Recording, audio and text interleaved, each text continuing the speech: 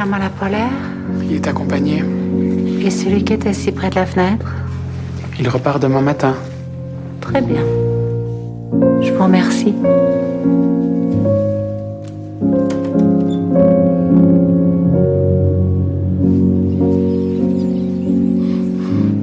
C'est beau.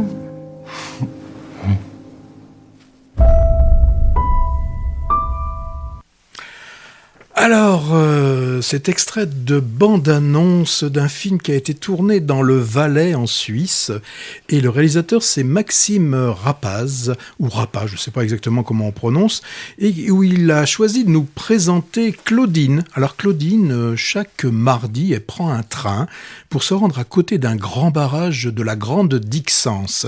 C'est le barrage donc de la Grande Dixence, qui est le plus haut barrage poids du monde et le plus massif d'Europe. Alors un barrage poids, ça veut dire simplement qu'il fait barrage uniquement, comme son nom l'indique, avec son poids.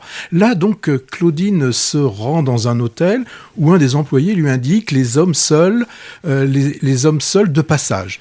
Pas d'histoire d'argent, hein. Ce qu'elle recherche, Claudine, c'est juste du bon temps, en fait du bon temps pour rester et pour montrer qu'elle est toujours vivante. Claudine, une fois revenue chez elle, elle doit s'occuper de son fils handicapé. Elle y consacre toute sa vie. D'ailleurs, dans cette maison, elle reste toujours dans cette maison pour être à proximité de son fils, puisqu'elle travaille à domicile comme couturière.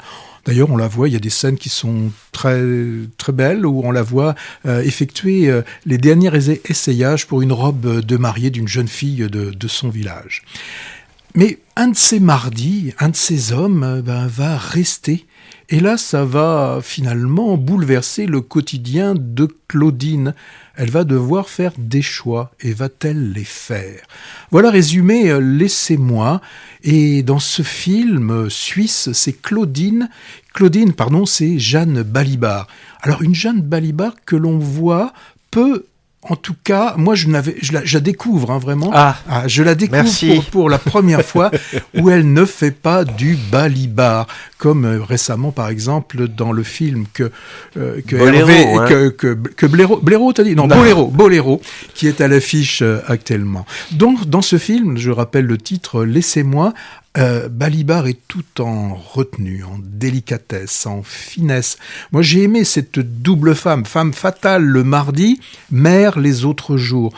Le film m'a rappelé certains films des années 70, comme je me souviens par exemple du Milieu du Monde, un film d'Alain Tanner. J'ai pensé aussi côté interprétation à ce que Delphine Seyrig pouvait faire quand on la retrouvait à Bruxelles dans Jeanne Dielman, dans le film de Chantal Akerman, où elle aussi cassait la sophistication des rôles qu'elle jouait dans d'autres films. Moi, dans ce film, j'ai aimé le calme du montage, j'ai aimé les plans fixes, j'ai aimé la métaphore du barrage monumental, semblant indestructible, où il suffirait pourtant qu'une seule fissure dans un des hublots pour que des millions de mètres cubes se déversent. Claudine, c'est cette mer indestructible, mais si fragile. Un très beau film sur une très belle femme. Jeanne Balibar est magnifique, elle est magnétique. Beau film, en effet, tendre, sensuel, gorgé d'humanité, qui prend son temps, mais sans ennuyer, et qui je suis d'accord avec toi, qui repose en grande partie sur le jeu subtil de Jeanne Balibar.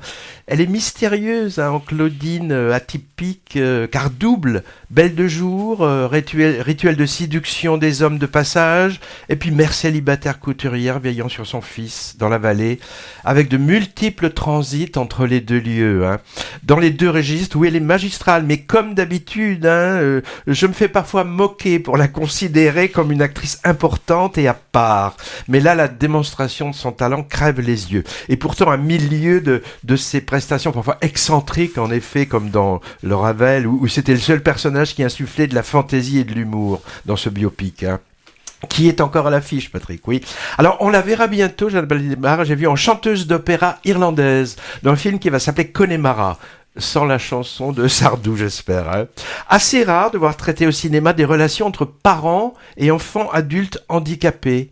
Et c'est ici, je trouve, dépourvu de pathos et pourtant bouleversant, en particulier grâce au jeu incroyable du jeune acteur quand même. Hein. On peut le nommer, il s'appelle Pierre-Antoine Dubert. J'ai une interrogation, tu l'as aussi, je crois. Pourquoi ce titre Laissez-moi ? Mystère, hein. Dans ce film, tout le monde est bienveillant, moi je trouve. Personne n'empêche cette femme libre, mais avec une attache, de mener sa vie comme elle l'entend, donc je comprends pas trop cette injonction. Moi, en y réfléchissant là, juste à l'instant, je pense qu'on peut y mettre le verbe que l'on souhaite derrière. Laissez-moi rêver, laissez-moi vivre, laissez-moi... Voilà, je pense mais les gens la laissent finalement, elle est libre cette femme. Oui. Bon, j'attendais presque la chanson de Dalida. Hein. Laissez-moi rêver. Bon, on aurait été obligé de faire entendre ça à nos auditeurs, heureusement. On y a échappé.